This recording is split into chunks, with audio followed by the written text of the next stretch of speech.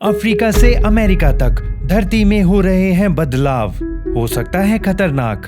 धरती इस समय हैरत अंगेज बदलावों से गुजर रही है। हाल ही में कुछ बेहद खतरनाक बदलाव देखे जा रहे हैं। जमीन के एक बड़े हिस्से में धरती की चुंबकीय शक्ति अर्थात अर्थ का मैग्नेटिक फील्ड कमजोर हो गया है। आपको यह जानकर हैरानी होगी कि यह इतना कमजोर हो चुका है। अगर इस इलाके के ऊपर से विमान निकलते हैं तो उससे संपर्क स्थापित करने में दिक्कत आ सकती है।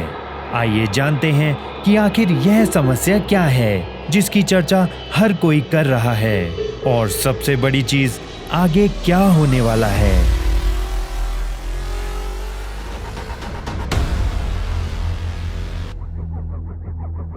धरती के एक बहुत बड़े हिस्से में चुंबकीय शक्ति कमजोर हो गई है।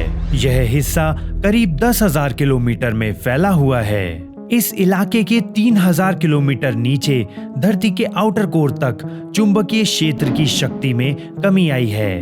अफ्रीका से लेकर दक्षिण अमेरिका तक करीब 10,000 किलोमीटर की दूरी में धरती के अंदर मैग्नेटिक फील्ड की ताकत कम हो चुकी है।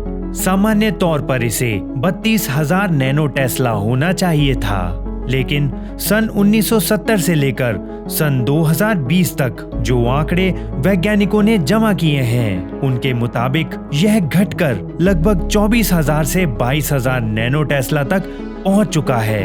ये जानकारी यूरोपियन स्पेस एजेंसी यानी कि ईसा के सैटेलाइट स्वर्म से मिली है।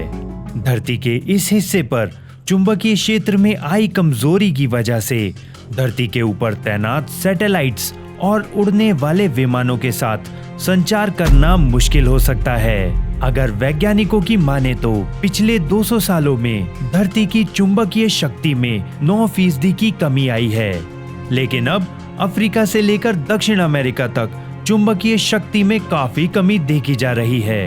वैज्ञानिक इसे साउथ अटलांटिक एनोमली कहते हैं। आप सोच रहे होंगे कि धरती की चुंबकीय शक्ति से हमें क्या मतलब? तो आपको बता दें कि धरती की चुंबकीय शक्ति की वजह से ही अंतरिक्ष से आने वाले रेडिएशन से बचा जा सकता है।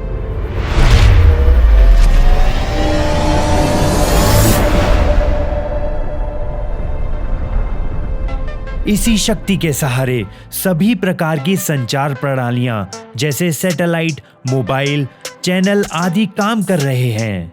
धरती का मैग्नेटिक फील्ड कैसे पैदा होता है? धरती के अंदर गर्म लोहे का बहता हुआ समंदर है। यह धरती की सतह से करीब 3,000 किलोमीटर नीचे होता है। यह धरती के अंदर हमेशा घूमता रहता है। इसके घूमने से ही धरती के अंदर इलेक्ट्रिकल करंट बनता है, जो ऊपर आते आते इलेक्ट्रोमैग्नेटिक फील्ड में बदल जाता है। हाल में ही कुछ साइंटिफिक स्टडीज में देखा गया कि धरती का मैग्नेटिक नॉर्थ पोल अपनी जगह से बदल रहा है। यह पोल कनाडा से साइबेरिया की ओर जा रहा है, और यह सब कुछ धरती के अंदर मौजूद गर्म पिघले हुए लोहे के घूमने की वजह से हो रहा है। अफ्रीका और दक्षिण अमेरिका तक के जिस इलाके में मैग्नेटिक फील्ड में कमी आई है, उससे इस इलाके के ऊपर हमारी चुंबकीय सुरक्षा लेयर कमजोर हो गई है। यानी कि इस इलाके में अंतरिक्ष से आने वाले रेडिएशन का असर ज्यादा हो सकता है। जर्मन रिसर्च सेंटर के शोधकर्ता ज़ेर्गेन मात्ज़का ने बताया कि यूरोपियन स्पेस एजेंसी का स्वर्म सैटेलाइट इसीलिए ही बनाया गया था कि वह धरती की चुंबकीय शक्ति का सही आकलन कर सके।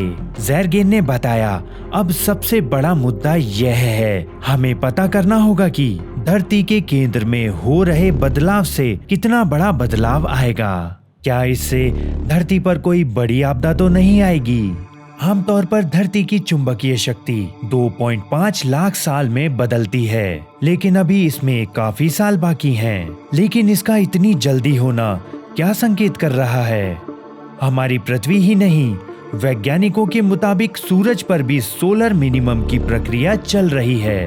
अपनी भाषा में कहें तो सूरज अभी सुस्त हो गया है। पुराने दस्तावेज बताते हैं कि 17वीं और 18वीं सदी में इसी तरह सूरज सुस्त हो गया था, जिसकी वजह से पूरे यूरोप में छोटा सा हिमयुग आया था। थेम्स नदी जमकर बर्फ बन गई थी, फसलें खराब हो गई थी और आसमान से बिजलियां गिरती थीं। एस्ट्रोनॉमर डॉक्टर टोनी फिलिप्स का कहना है कि जो सोलर मिनिमम शुरू हुआ है वह काफी गहरा है। सूरज की सतह पर काले धब्बे भी नहीं बन रहे हैं।